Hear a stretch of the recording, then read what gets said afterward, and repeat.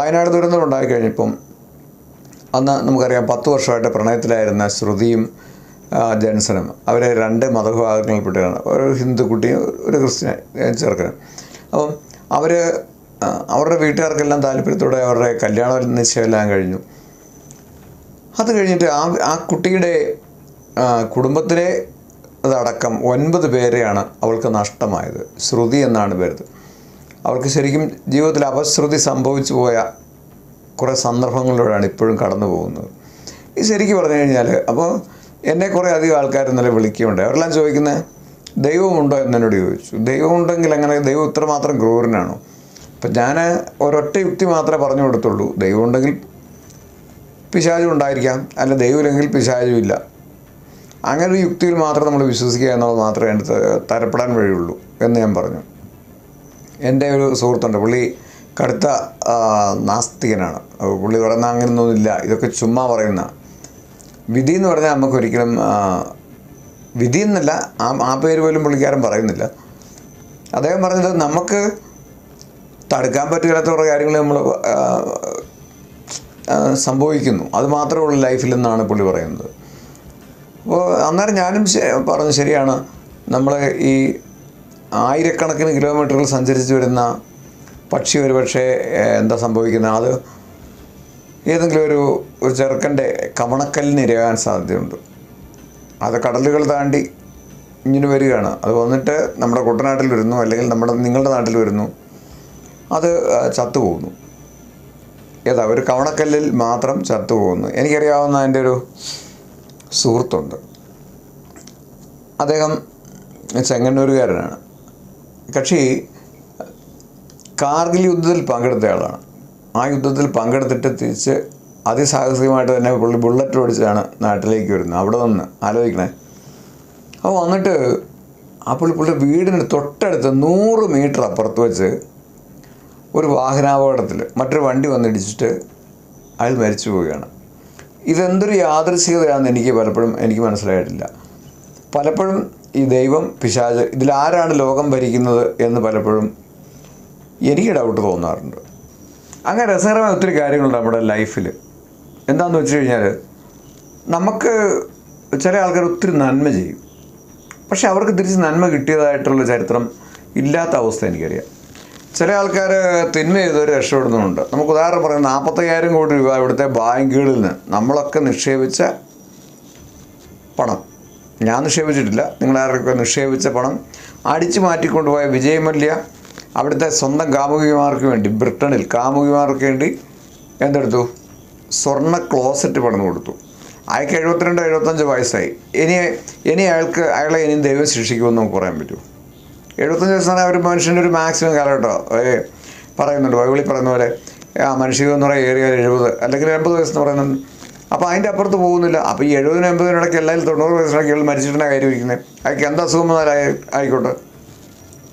അപ്പോൾ ഇതൊക്കെ ശരിക്കും ഇതിൻ്റെ അകത്ത് ഒരു യുക്തി എനിക്കിതുവരെ മനസ്സിലായിട്ടില്ല. നമ്മൾ മുമ്പേ പറഞ്ഞ പോലെ ലോകം ഭരിക്കുന്ന ദൈവമാണോ പിശാചാണോ എന്ന് പോലും എനിക്ക് പലപ്പോഴും സംശയം തോന്നിയിട്ടുണ്ട്. ഞാൻ ജോലി ചെയ്തൊരു സ്ഥാപനത്തിൽ പണ്ടൊരുത്തനുണ്ടായിരുന്നു. പണ്ടൊരുത്തനല്ല, അയാൾ 2018 ഒരു കാര്യമില്ല എന്നെ ഭയങ്കരമായിട്ട് ഉപദ്രവിക്കുന്നവനെ എന്നെ മെക്കിട്ട് കയറും, ഞാൻ തിരിച്ച് മെക്കിട്ട് കയറും. അതായത് ഇഷ്ടപ്പെടുകയില്ല. അയാളെന്തോ വിചാരിക്കുക അയാൾ DGP എന്നും ഒക്കെയാണ് അയാളുടെ വിചാരം. ഈ മനുഷ്യനെ ഉപദ്രവിക്കുന്നതിൻ്റെ കഥകൾ പറഞ്ഞാൽ നമുക്ക് തീരുകയില്ല.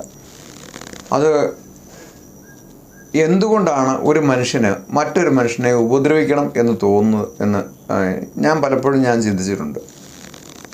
ഇതുകൊണ്ട് ഇവർക്ക് യാതൊരു തരത്തിലുള്ള അച്ചീവ്മെൻ്റ് ഉണ്ടാകുന്നില്ലതാണ് സത്യം. എനിക്ക് ഇന്ന് ആ ദുരന്തം കണ്ടിപ്പോൾ എനിക്ക് ആകെപ്പാടെ ഞാൻ എൻ്റെ ജീവിതത്തിൽ ആദ്യമായിട്ടാണ് ഞാനൊരു ഒരു വാർത്ത ചെയ്തപ്പോൾ മാത്രം എൻ്റെ കണ്ണ് നിറഞ്ഞൊരു സംഭവമുണ്ട്. അതായത് ഒരു 10-15 വർഷം മുമ്പ് ഒരു മകൻ അമ്മയെ കാണാൻ വേണ്ടി 48 വർഷത്തിന് ശേഷം വരുന്നു. എൻ്റെ തന്നെ സഹപ്രവർത്തകനായ മാധ്യമപ്രവർത്തകനായ MM മുത്തലിബ് എന്ന് പറയുന്നൊരു ആളുണ്ട്. അയാൾ എന്നോട് വിളിച്ചു പറഞ്ഞു, സജി നമുക്കിത് ഒരു നല്ല സ്റ്റോറി ആക്കണമെന്ന്. ഒരു മാധ്യമപ്രവർത്തകനാണ് അദ്ദേഹം എന്നോട് പറഞ്ഞു കേട്ടോ. അപ്പം ഞങ്ങൾ രണ്ടുപേരും കൂടാണ് പോകുന്നത്. ഞാൻ ഒരു വാർത്ത ചെയ്തു. ആ വാർത്ത ഞാൻ അന്ന് ഇൻട്രോ കൊടുക്കുന്നത് പിന്നെ ജീവിതം കെട്ടുകഥയേക്കാൾ വിചിത്രമാണ്. അത് അതിൻ്റെ ഇംഗ്ലീഷ് വാചകമുണ്ട്, sometimes life is stranger than fiction. ഇന്നിപ്പോൾ ഞാൻ രാവിലെ ഏഷ്യാനെറ്റ് ന്യൂസ് വെച്ച് കഴിഞ്ഞപ്പോൾ അതിൻ്റെ അകത്ത് ഞാൻ കണ്ട ഒരു അബ്ജോദാണ് വാർത്താവതാരൻ അബ്ജോദാണ്. അബ്ജോദ് പറയുന്നത് ഇത് ബെന്യാമിൻ പറഞ്ഞൊന്നുമില്ല, അതിനൊക്കെ മുമ്പേ ഞാൻ വായിച്ചതാണ്. അബ്ജോദിന് തെറ്റുപറ്റിപ്പോയത്. അപ്പോൾ അങ്ങനെ കെട്ടുകഥകളേക്കാൾ അവിശ്വസനീയമാണ് നമ്മുടെ ജീവിതം എന്ന് പറയുന്നത്. അപ്പോൾ അതിൻ്റെ ഇടയ്ക്ക് നമ്മൾ എന്തുകൊണ്ടാണ് എനിക്ക് പലപ്പോഴും മനസ്സിലായിട്ടില്ല, എന്തുകൊണ്ടാണ് ഈ മനുഷ്യനെ ആക്രമിക്കുന്നത്, അല്ല ഒരുത്തനെ ബുദ്ധിമുട്ടിക്കുന്നത്, ഒരുത്തൻ്റെ ജീവിതം ഇല്ലാതാക്കാൻ ശ്രമിക്കുന്നത് എന്നൊക്കെ ഞാൻ പലപ്പോഴും ആലോചിച്ച് ഞാൻ പലപ്പോഴും വേവലാതിപ്പെടാറുണ്ട്. ഞാൻ എൻ്റെ മാധ്യമ ജീവിതത്തിൽ ഒരിക്കലും ഏതെങ്കിലും ഒരു ഉദ്യോഗസ്ഥനെ സസ്പെൻഡ് ചെയ്യുന്ന അവസ്ഥ പോലും ഉണ്ടാകുന്ന ഒരു വാർത്ത ഞാൻ ചെയ്തിട്ടില്ല. ഞാനതെല്ലാം വിട്ടുകളയാറുണ്ട്. അങ്ങനെ വിട്ടുകളയുന്നതല്ലേ അല്പ ഉദാരത്വമൊക്കെ കാണിക്കാവുന്നതല്ലേ ജീവിതം. നിങ്ങളിപ്പോൾ ഈ വീഡിയോ ചെയ്തുകൊണ്ടിരിക്കുമ്പോൾ എനിക്ക് അറ്റാക്ക് വരികകൾ നിങ്ങൾക്കറിയാവും. നാളെ നിങ്ങൾക്ക് വരികകൾ നിങ്ങൾക്ക് പറയാൻ പറ്റുമോ? ആ പയ്യൻ പറഞ്ഞ പോലെ, ആ വയനാട്ടിലെ ആ ജെൻസൺ പറഞ്ഞ പോലെ, ഞാൻ ഇന്നോ നാളെ മരിച്ചു പോയേക്കാം, അറം പറ്റിയ വാക്കുകളാവാം. എന്നിരുന്നാൽ പോലും അയാൾ പറഞ്ഞ കൃത്യമായില്ലേ? അത്രയൊക്കെ ഉള്ളൂ ലൈഫ് എന്ന് പറയുന്നത്. എന്നിട്ടും കിടന്ന് വെറുതെ കുന്തളിക്കുക, ഒരു കാര്യമില്ലടൂ. ഞാൻ 2018 ആളുണ്ട്, അയാൾ അന്ന് ബ്യൂറോ ചീഫായിട്ട് വന്നു. അപ്പോൾ അയാൾക്ക് എന്നെ മുൻപേ അറിയാം. അപ്പോൾ അയാൾ വന്നിട്ട് മനോരമയിൽ അപ്പോൾ അയാൾ എന്നെപ്പറ്റി ഒരു ചിത്രം കൊടുത്തിരിക്കുന്നത്